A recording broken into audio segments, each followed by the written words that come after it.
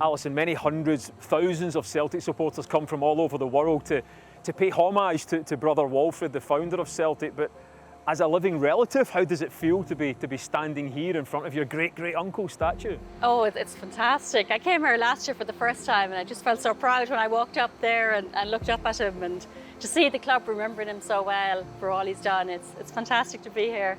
It's a story that the way and who founded Celtic is a story that's been told. When did you first learn the story about the formation of Celtic and your relative? I can't actually remember because it was always in the background as we were growing up in Sligo.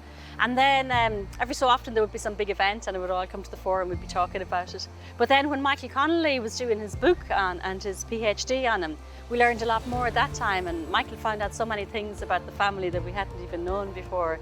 So it was fantastic to have all that history. So Brother Walfrid is your mum's grandfather's brother? Brother, that's right, yeah. There were two in the family, Peter and Andrew, who became Brother Walfrid. Andrew Cairns, yes, of course. That's it, Andrew Cairns, yeah. He was born in 1840, yeah, and he left Ireland in 1855 to come here to Glasgow.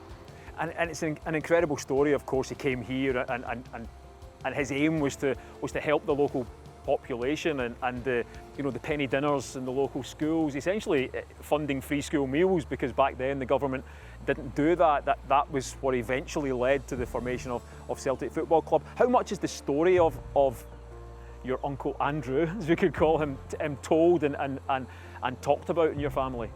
Oh, well, the last few years we've been really aware of all that he's done, and with the different events being held to remember him, it's something to be so proud of, because really he came from a very tough background, and the famine had just happened in Ireland, and he left when he was only 15, and to come to somewhere like Glasgow when you're 15, and he probably had never even been in Sligo town. You know, it must have been such a culture shock, and the different accents and the crowds everywhere, and it's an amazing thing he did. He was very brave with his friend to leave that time and to make such a good life here, and then go on to improve the lives of so many people with the penny dinners and the charitable work.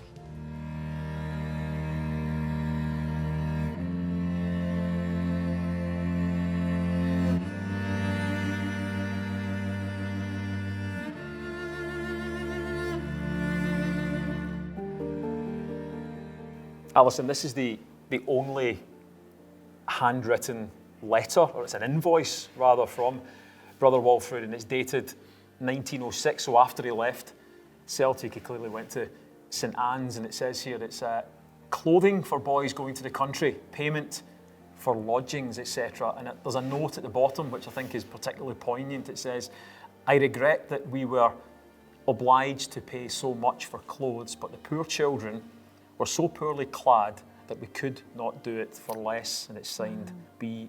Walfrid, and you can see that the payment has been made there by another brother who I presume was Brother Walfrid's superior. But it's incredible to see a handwritten letter like that. Yeah, that it lasted that long, 1906.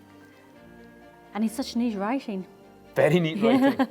But interesting as well that his character and just doing what needed to be done to help the poor kids, as it was then, is there just in this small handwritten letter. You know, he clearly wasn't expected to spend so much money, but as he says there, that the poor children were so poorly clad that they couldn't do it for less, so he just did what had to be done for the children. Gee, the poor children must have been in such a state. Yeah. That's amazing to have here, isn't it? £3 for all that. Yeah, exactly. Alison, plenty of books have been written about your Brother Walfrid and how Celtic was formed, but you decided to write one a little bit differently. Tell us about it. I did, because I'm a journalist and a writer myself, so I thought it'd be lovely to tell a story to children, because not a lot of children would know about the history of Celtic and how it all started. So I wrote a children's book, The Boy Who Started Celtic, and it's illustrated by a local person, Paul Wilkie, from nearby Coatbridge, just basically telling from when he left Ireland when he was 15 and why he left and what he came over to do here. How much fun was it to write that book? Oh, it was lovely, because it's such a great story, isn't it? That somebody left when they were 15 and to come here and to make such a difference. It's a lovely story to tell people. And I suppose too that there's a lot of messages in it for children about how, you know, even though you may grow up poor and that, you can go on to make a great difference in people's lives. So it's very inspirational, I think. So I was delighted to share it. Yeah, we're delighted to be able to show you this, That's Alison, fantastic. and show you around. It's a real pleasure to Oh, meet it's you. great. I'm sure all my family will be over it now when I tell them all about this. It's great to see.